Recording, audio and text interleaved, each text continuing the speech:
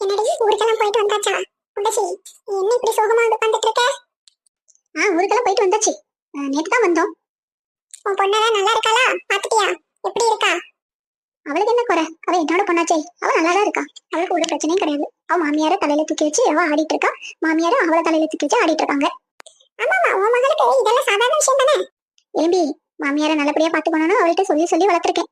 என்னவோ பாத்துக்க மாட்டாளா? என் வீட்லயும் கொண்டு வந்து இருக்கேன். உன் மருமகளுக்கு என்ன, உன்னை இருக்க வச்சுதானே சாப்பாடு கொடுக்குறா? அப்புறம் நீ எதுக்கு அவளை குறை சொல்லிட்டு இருக்க? சாப்பாடு கொடுத்தா போதுமா? போற இடத்துலனா கொஞ்சமாவது ஒழுக்கமா இருக்கணும். அப்படி என்ன செஞ்சுட்டா? அவன் இந்த வீட்டை விட்டு வெளியிலே வர மாட்டாளே. எங்கேயாவது போகணும்னா என்ன தானே கூட்டிட்டு போவா?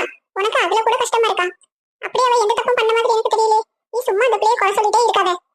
ஆமா, எனக்கு தவம் அவளை குறை சொல்லிட்டே இருக்கணும்னு. எனக்கு வேற வேலையே இல்ல பத்தியா? இவளை குறை சொல்லிட்டு இருக்கதே எனக்கு வேலையா? இந்த மருமகமார்களை எல்லாம் மாமியாருக்கு இருக்குதான் பிடிக்க மாட்டேங்குதோ தெரியல. பிடிக்கல அப்படின்னா எதுக்கு மகனை பெற்றுட்டு மருமக வரணும்னு ஜாதகத்தை தூக்கிட்டு அலையறாங்கன்னு தெரியல.